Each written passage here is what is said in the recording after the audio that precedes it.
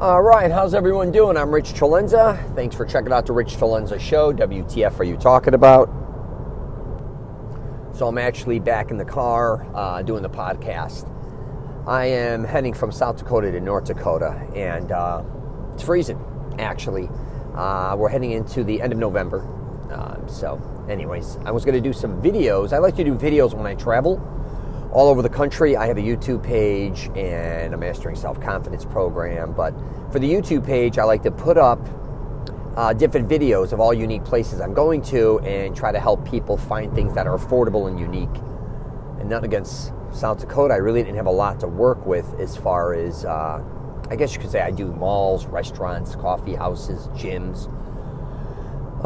It was just really cold last night. I didn't get to do much. Got caught in an ice storm. So headed to North Dakota, Fargo, and then I fly back to Florida. But today what I want to get into on this podcast is learning to be comfortable in your own skin.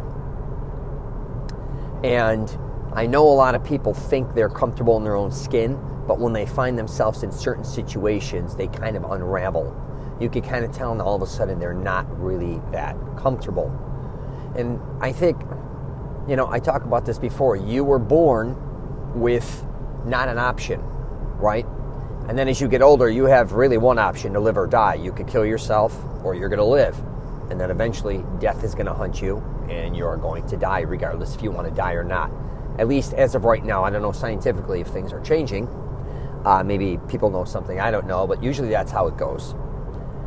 Now, I've seen over the years a lot of people who are obviously very comfortable in their own skin. They're very happy with, who they are, who their parents are. They were born into a certain type of family, their environment. They love it. And I guess me being born in the environment I was born into, it was on one side of my family was kind of on a lower middle class, and on the other side was definitely more of a middle or upper middle class. So I kind of got to see both sides. I kind of lived in between both, and then my mother and father got a divorce when they were younger. My mother lived as a divorced young woman, much different lifestyle than my father was living, owning a nightclub bar. So, to make a long story short, I've been around a lot of adults. My mother was obsessed with religion, so I was around tons of things religious orientated. And then my father, which couldn't have been more opposite, I was around the nightclub entertainment business, which couldn't be further from one another. But I did discover one thing, I think, which was very interesting, is even though it was on extremely different sides, I think to a certain degree, and it's not a dig on either anybody who's religious or anybody that likes to go out and party, do drugs, alcohol, any of that either, is that a lot of times, how do I say this? They're kind of lost souls. They're not as comfortable with who they are as they pretend to be. So let's take my mother's side, the religious side, sending me to all these different things, religious orientated, all these people, Bible studies, all the Catholic type of things we're doing, from festivals to church, obviously. We do, they would do retreats, camps, all these things. So a lot of those people that I would see as a younger man, and even I graduated from a Catholic high school, and this goes for a lot of people, even figures, as in priests, deacons, brothers, at least in camp, preachers, all these type of people I was around. I think a lot of them are what I call performing. A lot of them are not that sure of who they are. And that goes for a lot of people in the world. But I think a lot of people in religion, especially that want to be a certain type of figure to show other people or get respect, really don't always have it together as much as you think. And that kind of you could see as time went on, things are unraveling for a lot of people, religious figures, because it's a disposition, and I call it again a performance. They're performing. Just because you think they're at a certain level or they're talking to you about a Bible, could just mean they're a shit talker, or that they know so much more about life than you do, which never made sense to me, especially, and I'm going to not get into priest and all that, telling people how to raise a family, how to raise children, what's expected. None of them are even in the game. That's almost like me telling a priest how to, be a priest. He would look at me and say, "What are you, nuts? You know what I got to go through education-wise, where I had to do, I had to study, I had to do all these things." Well, I'm telling you, most likely you don't know what it is to be a parent. And I'll call anybody out on that. It's hard for people, especially that don't have kids, to tell people what it is to have a family, or how to deal with it from every level. Not only emotionally, but physically, financially, everything. because every child in your life is a huge responsibility. And I understand all your congregation, you have followers and all this. No, it's not like having your own family, that I can assure you.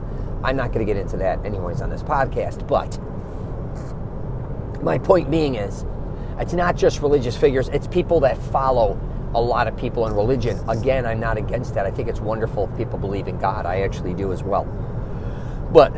And if I didn't, believe me, I would be the first one to say, because I'm just too blunt about how I feel about a lot of things, as you could probably tell from my podcast. If you listen to me or watch my YouTube videos or anything, I'll lay it on the line. I could care less. If something's a certain way, if I feel that way, I'm going to tell you. I'm not a hider. I don't give a shit. I'm going to lay it out there. So that's one of the things I think I notice with a lot of people is they say one thing and obviously they behave another. And I also could tell a lot of times they could be easily influenced. And I think they're easily influenced because, again, they're not that comfortable in their own skin to a certain degree. They think they have to adapt or they have to change to make everybody else happy. And I get that a lot of times we do want to make others happy, especially if you work somewhere, you want to impress your boss or your fellow colleagues or your family members or your whoever it is, friends. You want to kind of maybe sometimes be an influencer or be somebody that, people look up to, or all these different things. And it's not easy. You want approval. Right? You don't want to be always a dick, somebody who's always arguing or fighting or going against the grain. Maybe you do. Well, that's your identity. Good for you. But for the most part, I think a lot of people want to make other people comfortable when they're around them. But back to religion, I think a lot of people, if you go against their beliefs or their values, they're going to go and get shaken up and get rattled. You're against them. Or if you hypothetically say you start calling them a name, a Jesus freak, or you're an atheist and you're against them. Again, if you are comfortable in your own skin, none of that would faze you. Also, I understand when it comes to religion that you want to, a lot of times, convert people into whatever religion you are. And if they don't, you may get frustrated, you may stop being their friend, or you may just accept them as they are. And I find it quite interesting over the years that if there's I don't know how many religions there are, say there's 10,000, I don't care if there's 100,000 out there. And most people believe in and don't believe in 99.9% of those religions. You only usually believe in your one. If somebody doesn't believe in your one religion, they're wrong. Right? That's kind of preposterous if you think about it in life. Right? Say, if they're an atheist, they don't believe in any of them. Okay, it's one less than you. Right? I once heard that, what was that? That famous comedian, he does the Emmys and stuff. I forgot. He was the original guy in The Office, and it was a great point he made. So I'm going to jump back to this, but now let's jump to the nightclub business with my father. So starting from a very young age, at around 2 years old, I was around a lot of adults doing a lot of things that were inappropriate, obviously. My father even used to take me to the Playboy Club. I've talked about that previously, in Lake Geneva, going to shows. I was going to other bars and nightclubs. A lot of my friends, my father's friends, were involved in that. Obviously, there was a lot of drugs being thrown around. A lot of everything, right? Especially in the 70s, so I caught the heart and soul of this, when things were very different, obviously. They literally thought cocaine was healthy for you, and I'm not exaggerating, in the 70s. And originally, I don't even think it was against the law, which is quite interesting. And when I would look at these people over the years now, so I ended up doing that till I was like 15 with my father in the club, and then he went into the vending business till I was 40. You want to talk about a guy who spent a majority of his life in bars, nightclubs, restaurants, and gentlemen's club. It's me. I don't know anybody in the world that's probably put more time in than me from them time periods. I don't know anybody who was really born into it like that. I'm sure there are other kids that were born in the nightclub business and stuck with it for whatever 40 years of their life, if you want to, And again, with them, regarding lost souls, I used to feel bad for a lot of people because I would see them at the beginning of the night, how they would look, truthfully, and then at the end of the night, how trash they looked. Also, the behavior, which actually made me not want to do drugs and alcohol. I find it quite interesting that people that are born into drugs and alcohol, they end up, becoming a drug addict or an alcoholic, possibly. Now, I know if their parents were on drugs and alcohol, I supposedly, the addiction is much more powerful. I don't know about those things. If they're true or not, I presume they are, if it's, if that's the case. But I looked at it like those two twins I heard years ago where they had two twin brothers and their father was a murderer. One twin ended up very successful and one twin ended up on death row. And when they interviewed both twins, the twin on death row said, look at me, where did you think I'd end up? I was raised by my father, right? Or look at him and look at me, we're, just alike. And then the other twin said, where did you think I wanted to end up? Look like my father? Right? So it's different perceptions on how you want to look at life. And I looked at a lot of people that were partying, and I didn't really look at it as always fun, because I knew it was my father's business, and we were there to make money. I wanted him to make money that night. And when you have a different perception of partying, especially in nightclubs, restaurants, and all that, at a young age, there's stress there because you have to make so much money to, my father owned the building, but still, you have all these employees, you need to make money, and then you have cops coming in and out, you have fights. You have a lot of chaos in that environment, right? Drugs, who's getting arrested, all the, it's that type of atmosphere. It's very stressful, and it doesn't become as fun. So it's fun. I don't want to sit here and sound ridiculous, like owning a club or a bar isn't fun. But I presume it's like owning to a certain degree a Lamborghini or a Ferrari, Maserati dealership, where it's great to be surrounded by all these cars, to be able to cruise back and forth or whatever you want with them, but if you don't sell them, you're out of business and you lose all your inventory or you go under. It's kind of something similar like that, something similar to that. So, and back to being comfortable in their own skin, I think a lot of people that partied, that you could kind of tell who were just there to have a good time, didn't have to get drunk, have to do drugs, danced, were the ones to be responsible to kind of drive somebody home, because even when I was younger, two people left my dad's club. I think my father was following them. They were going for breakfast with my mother. They got in a car accident, flipped it. Both of them got killed. That's just one situation. I don't know if they were drinking or not, but, I don't even know why I jumped back in that. But being comfortable in your own skin, people that really are comfortable and kind of responsible. And I think responsibility and behavior is everything in life, especially behavior. If people a lot of times keep putting themselves in bad situations or lose control. See, me and my mother has that, and I think my father has that. We don't like to lose control. Right? Doesn't mean we haven't drank and got drunk a couple times. That's ridiculous. But I don't like to put myself in a position where others can do something to me, really, even on any level. If I'm smashed, passed out physically, or I do something to myself to hurt myself. Because a lot of times I have certain responsibilities to myself, my family members, that I want them to kind of, and I've had my issues. In the past, I've had a lot of anger issues. Mine was more anger-driven. And I also liked gambling when I was younger, because I really didn't like necessarily hard work and like doing. A lot of my other family members were either in painting or construction, and my other family members were kind of more wealthy, corporate-orientated.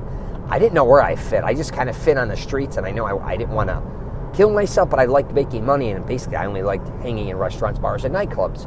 There was an in-between span where from 15 to 18, I still lived in Chicago. My father was in Florida opening his vending business. I'd go back and forth on my breaks and help my father and then spend the summers there until I went full-blown. But in between that time, even at a young age, we liked gambling and things, but I wasn't a drinker.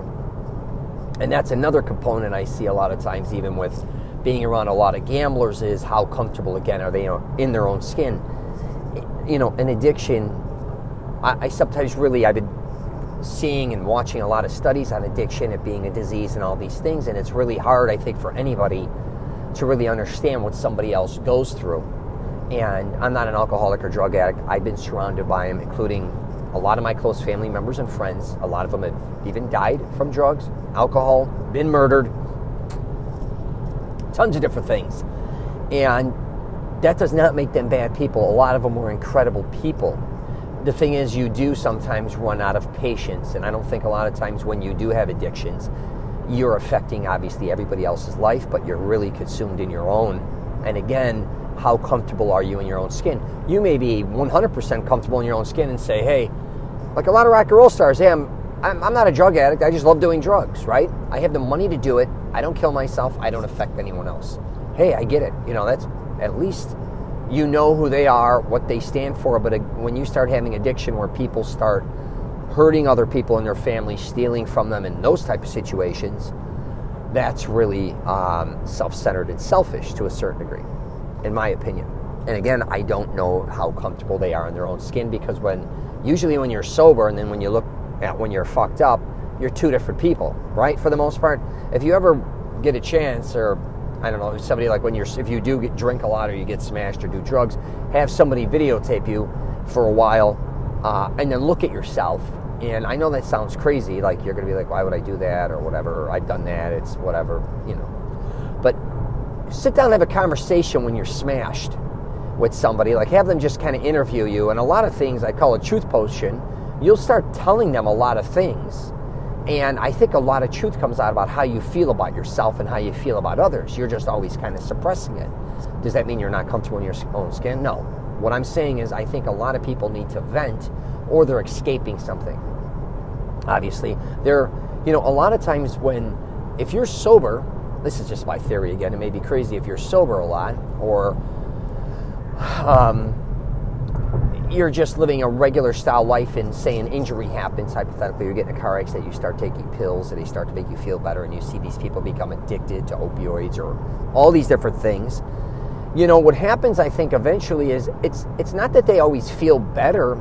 They get addicted to this, but that becomes the new norm. That's when they feel normal. So when they're not on drugs and alcohol, right, they don't feel, it doesn't necessarily mean that when they're always on drugs and alcohol, they feel 100 times better. I think a lot of people get on drugs and alcohol and they feel just as shitty, but they don't feel normal. I think what also happens, they didn't feel really that good when they were sober, and then they start taking drugs or alcohol or whatever they're doing, and that's a change of pace, so then they start to feel a different way.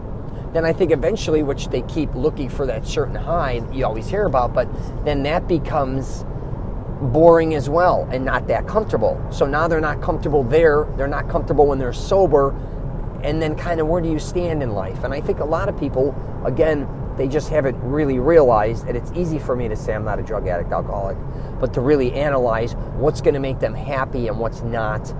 And again, a lot of people have gone through so much when they were younger, and that goes for all different things, so I can only imagine. I didn't go through that. I was never molested, or I never was beaten, or, certain things. I know everybody has their own thing when they're younger. I was fortunate.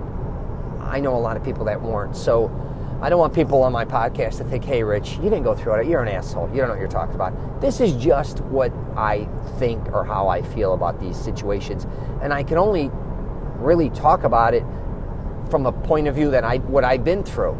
I'm not a doctor. I've never studied these things. But when I do these podcasts, I just want people to know it's kind of me just kind of getting my opinion. Hopefully it helps people, even if it's a little bit. And if you want to argue with me, I get it. Because I'm the first one to say, hey, you're right. I never thought about it that way. Hey, wow, I never, all these different things. Because there's totally different perceptions on everything in life. There's so many different sides to everything, right? And definitely my opinions or my views aren't anywhere going to always be right. That I can assure you. I always tell everybody in your life, I can assure you most likely you were wrong as much as you were right, maybe even more, because a lot of people end up in worse positions in their life, not in the right positions. And how did that happen? And I'm not blaming them, but you made a lot of bad decisions. A lot of your decisions you thought were right at the time, which did not pan out for one reason or another. Does that make you a bad person? Of course not. Does that make you stupid? No. Timing's everything? Who knows? But people that always think they're right, most likely they are not, right? And that's how I think about religion as well, or anything regarding political, situations. I'm like, how can everybody think they're so right when so many things around them is fucked up, right? That's crazy. But back to being comfortable in your own skin. I'm just going to keep moving forward with that. The only advice I could give people regarding that is learning to really spend a lot of time alone. That doesn't mean you have to become introverted or run away or go on vacations. I think what people think a lot of times, I got to spend time alone. I got to, it's got to be this way or that way. It could be even an hour a day. It could be 15 minutes. But the thing is, when you are alone, you have to analyze and think about who you are and what you're doing. I really believe that, because usually we're all in chaos all the time. And a lot of people, that becomes the norm, right? If you were born into a big family, or I was born an only child at that point in time. So, and then my parents got a divorce. I would bounce between my mom and dad, It was only me. And then if I was home with my mom was very quiet. Listen to religious music or, love songs. It's funny because I hate chick flicks, but I love songs. But it was very quiet. She'd read her Bible, chill out, which was great. And then all of a sudden I'm thrown into a nightclub. Now there's 3 bands a night, comedians, music is blasting. It was so opposite from one another. But again, I was walking around my dad's club. He had his basement set up like an apartment. So I'd go up and down. And I was by myself because my dad was working. Sometimes I'd even help him work as I got older.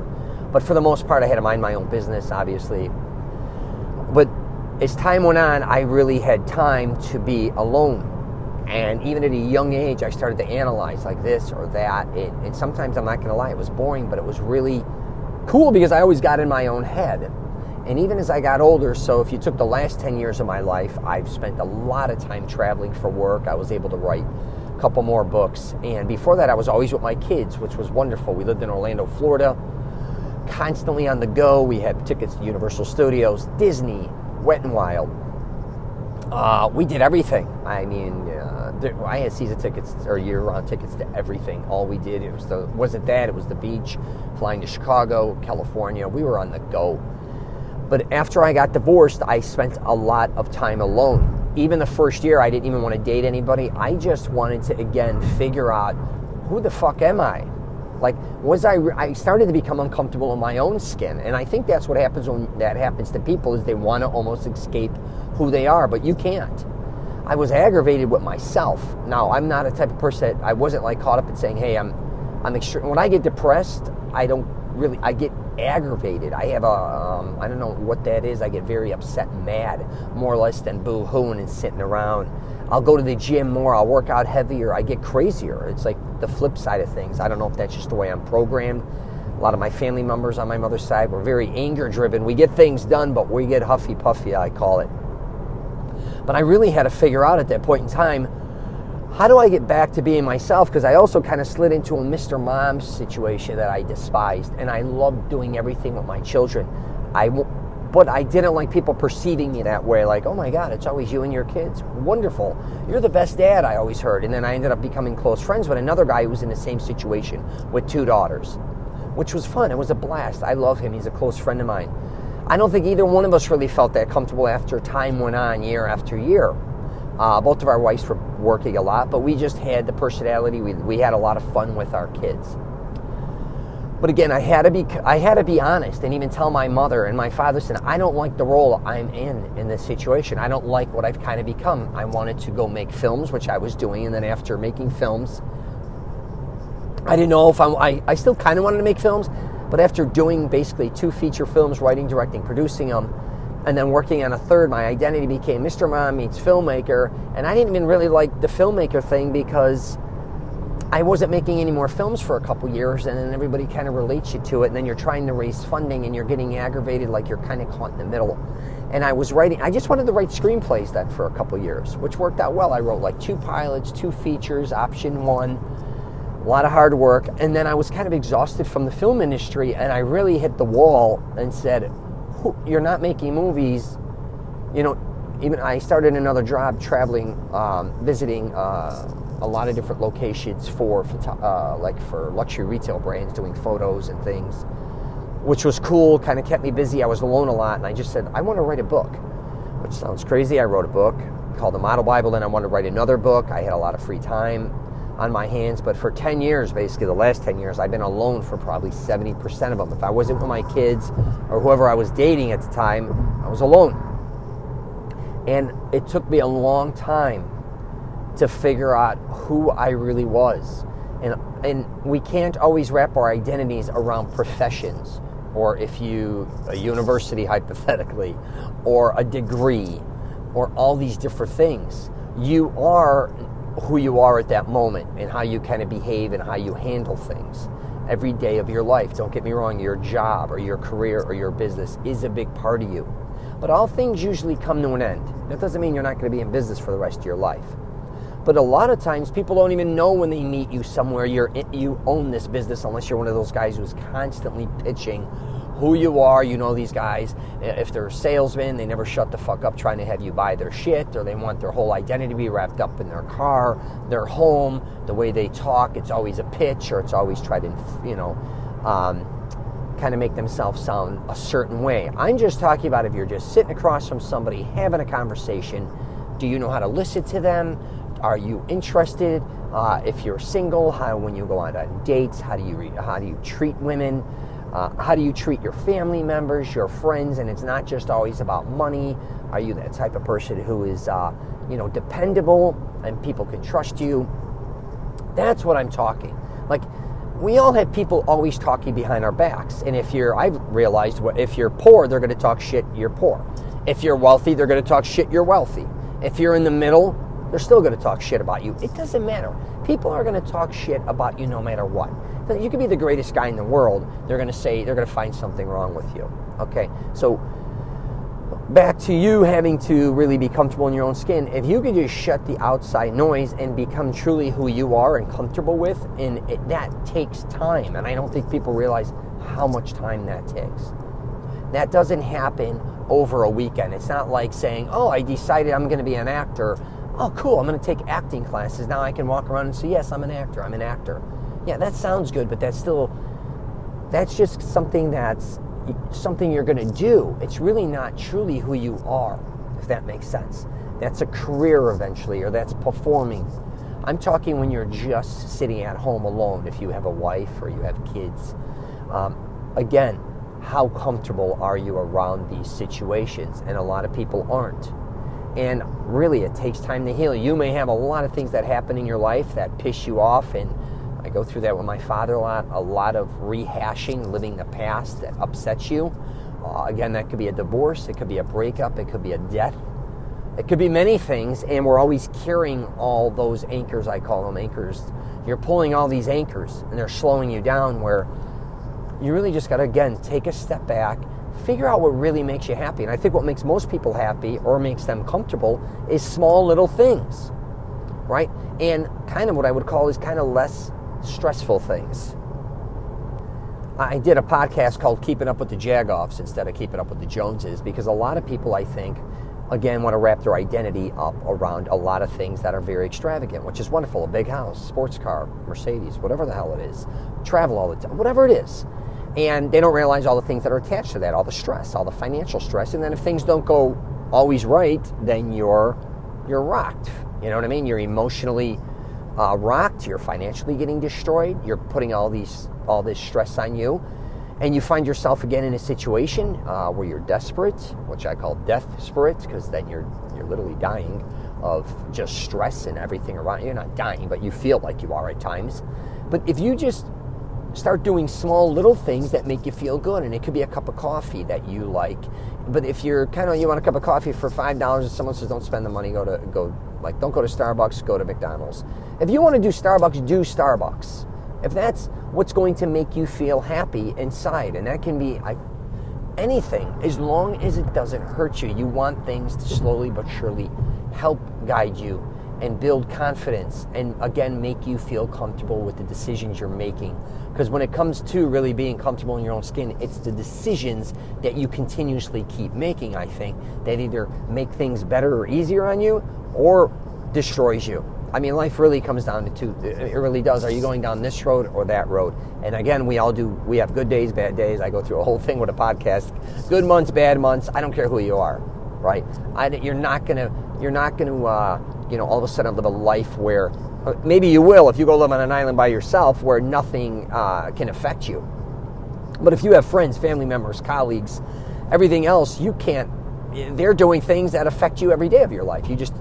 If you don't realize it, you should realize it. So they're going to upset you, they're going to make you happy. All these different things are going to happen in your life. So again, when those things happen, you have to always still be comfortable in your own skin, right? And you really got to just analyze that to death. And the more time for me I spend alone, like even if you work out and you go to a sauna for 15 minutes, just sit there. And a lot of people do, they meditate and all these different things, which is wonderful. I've meditated for years, and truthfully, I'm not very good at it, I don't think.